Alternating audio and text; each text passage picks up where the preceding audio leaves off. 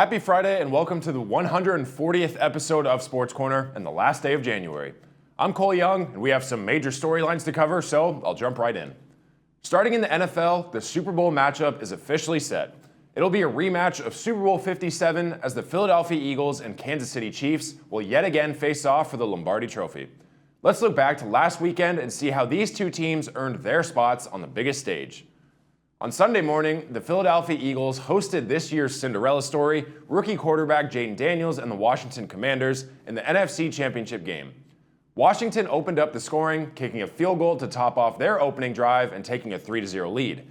However, on the ensuing drive, the Eagles did what they've done all season: give Saquon Barkley the ball.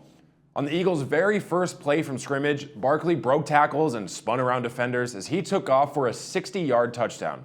Just 4 minutes later, following a Commander's fumble, Barkley would yet again find the end zone from 4 yards out. In the blink of an eye, this game was 14-3. Possibly the most exciting play of the day for the Commanders was towards the end of the first quarter.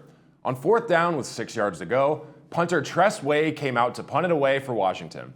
Way took the snap and did not kick it, but instead delivered a beautiful 23-yard pass to tight end Ben Sinnott. The Commanders would kick another field goal and score on their following drive on an incredible 36-yard catch and run from receiver Terry McLaurin. After a failed two-point attempt, the Eagles sat with a 14-12 lead.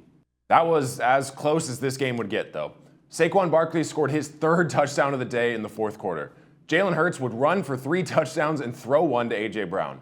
The Eagles even subbed in their backups, and second-string running back Will Shipley even scored for Philly. 3 lost fumbles proved to be the downfall of the Commanders, and the Eagles capitalized on every single drive and walked away with a whopping 55-23 win.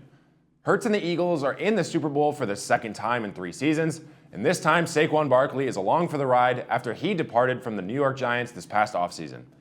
They'll play former Eagles head coach Andy Reid and the Kansas City Chiefs in the Super Bowl for the second time in 3 seasons. I'm not sure what's left for me to say about the Chiefs. In their unbelievable 7th straight AFC Championship appearance, they did what they do best, and that's beat the Buffalo Bills. It's the 4th time since January of 2021 that the Chiefs have ended the Bills season in the playoffs. Every single playoff matchup between these two teams has been an incredible shootout, and this game was no different.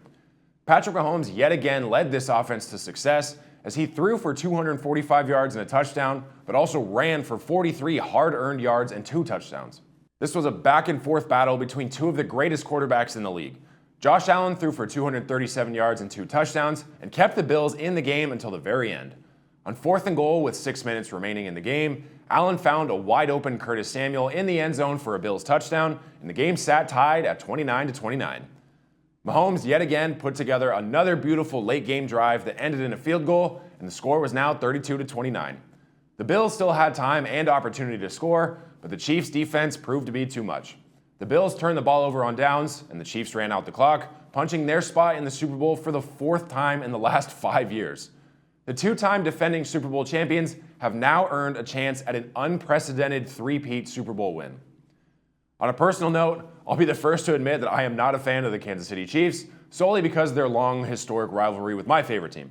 But with that said, we are witnessing one of the greatest runs ever for a team, a coach, and a quarterback. Even if you're in the same boat as me and not too much a fan of the Chiefs, we have to appreciate the unprecedented greatness we have been witnessing over the past few seasons. Since the big game isn't until February 9th, I'll give a full episode-long Super Bowl preview next week, so don't miss out on that. In the meantime, major storylines have revolved around teams that are not in the playoffs, all regarding coaches and GMs and all their movement.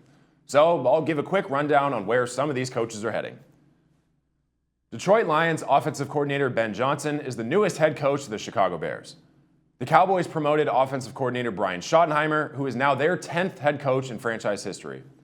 After being fired by the Bears midway through last season, Matt Eberflus is heading back to Dallas to serve as their defensive coordinator. Here's a weird one. Liam Cohen will be the next head coach of the Jaguars after several weird twists and turns. The Bucs offensive coordinator had agreed to re-sign with Tampa to be the highest paid coordinator in the league and opted to pull out of consideration for the Jacksonville Jaguars opening. However, Cohen was back in the running for the Jacksonville job after the Jaguars fired their GM Trent Baalke. Weird, but Cohen gets the head coaching spot in Jacksonville. The Las Vegas Raiders have reached an agreement with former Seattle Seahawks coach Pete Carroll to become the team's next head coach. The Raiders hired Buccaneers assistant general manager John Spytek to be the team's next GM. Mike Vrabel is returning to the Patriots, the same franchise he won 3 Super Bowls with as a player in the 2000s. Vrabel has been hired as New England's next head coach, replacing Gerard Mayo. Lions defensive coordinator Aaron Glenn is set to be the next head coach of the New York Giants. Glenn was a first-round draft pick of the Jets in 1994 and played 8 of his 15 NFL seasons there before transitioning to coaching. The New Orleans Saints seem to be the only team remaining without a head coach, for now at least. Moving away from football for the rest of the week, there's been some excitement in basketball, both pro and college. March Madness will be here before we know it, but the drama has already begun. University of Arizona upset number 3 ranked Iowa State on Monday night, and it was one of the greatest finishes in recent memory.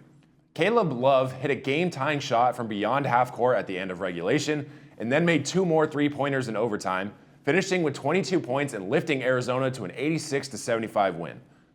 Iowa State had a 7-point lead in the first half before Arizona answered with the biggest run against the Cyclones this season, scoring 16 straight points to go up 34-25.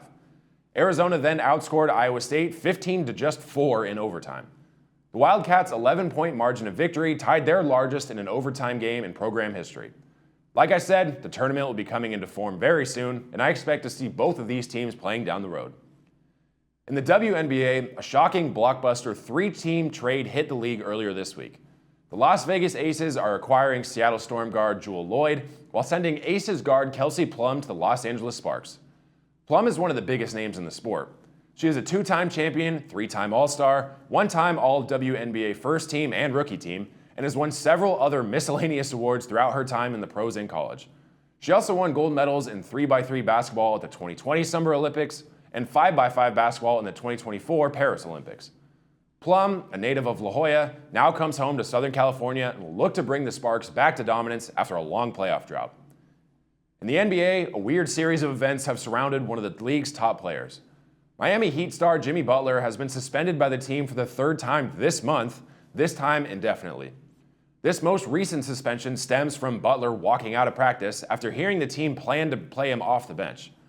After NBA Finals appearances in both 2020 and 2023, the relationship between the Miami front office and Jimmy Butler has seemed to have deteriorated to a point of no return.